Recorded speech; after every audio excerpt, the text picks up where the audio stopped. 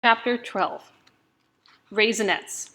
It's Saturday morning and my mom has a date with Ben. They're going to drop off my grandfather and me at the movie theater, grab dinner, and pick us up on the way home. I watch her as she gets ready. Her hair is blue now. She changed it a few days ago. How do I look? My mom asks me. She models her outfit. A purple skirt, a sequin top, a wide black vinyl belt, and tall pleather boots. Sometimes it's a little hard having a mom who's hipper than you are. Great!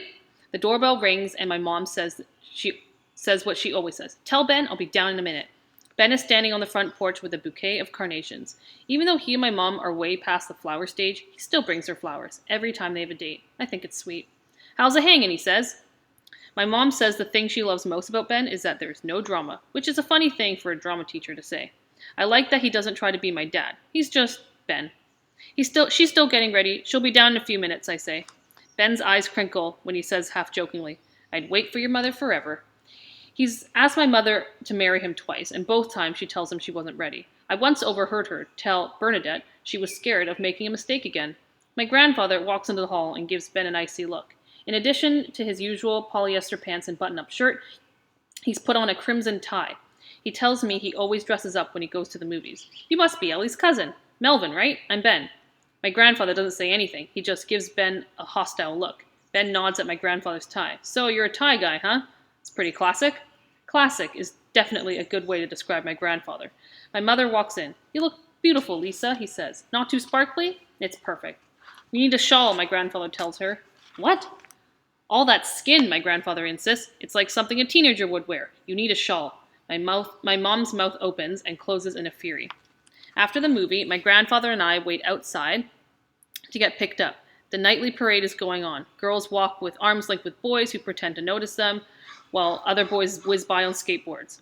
Idiot, my grandfather comments when a skateboarder executes a neat flip. One good fall and he'll need a knee replacement. He shakes his box of Raisinets. He already worked his way through a bag of popcorn, a box of gummy bears, nachos, a root beer, and a milkshake.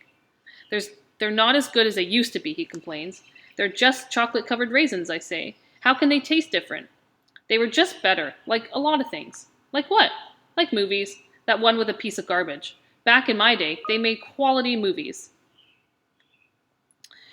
It was an animated fairy tale, and I didn't like it very much either. I'd really like to see a Japanese horror movie, but it was sold out. I like scary films. I'm not a big fairy tale fan, mostly because I always wonder about the after part of the happily ever after. Like the Three Little Pigs. What happened after the third pig cooked the wolf in the pot? Did he have a funeral for the wolf's friends, or was Cinderella? Sure, she got the prince. But what about the stepsisters? They were still her family. Did she just see them on Thanksgiving dinners? Talk about awkward. Looks like Halloween is early this year, my grandfather says, gesturing to a group of goth boys standing in line. I find myself looking for Raj, but he's not there. A sweet-looking old lady, pushing an equally elderly man in a wheelchair passes us. The man is hunched over and holding a cane.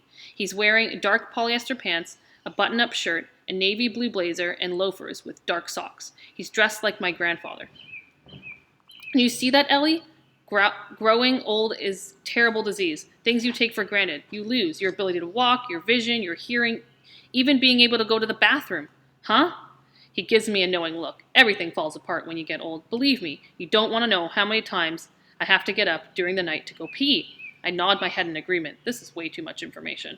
But that's not even the worst part. They stick you away in nursing homes and assisted living facilities just because you're old. Kind of like middle school, I think. Then, do you know what happens? Everybody around you starts dying. Heart attacks, strokes, cancer. People you've known your whole life are just gone. People you love. Can you imagine how painful that is? I think of Brianna. There's a chorus of laughter from a bunch of kids as boys kick his skateboards in the air. I'd rather be dead than old, he declares. Then he crumples up the Raisinets box. I'm still hungry, he says.